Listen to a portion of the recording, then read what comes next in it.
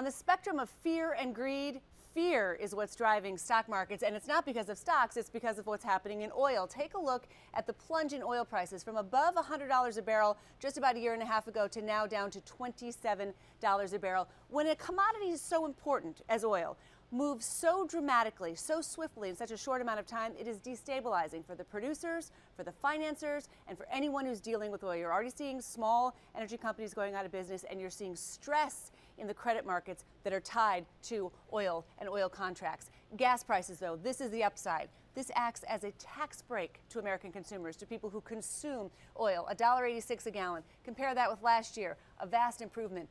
Back to 7 years ago when gas prices were this cheap. But that cheap oil is causing big concern in global stock markets. Red here, these are bear markets, a 20% drop from recent highs to current levels in the stock market. Take a look at this.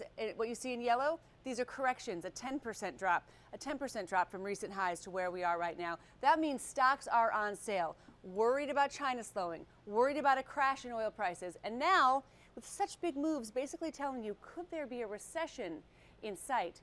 A word of caution there for those who are calling for a recession. The U.S. economy is still very strong, still showing gains in auto sales, gains in home prices, gains in jobs. So maybe the stock market is ahead of itself.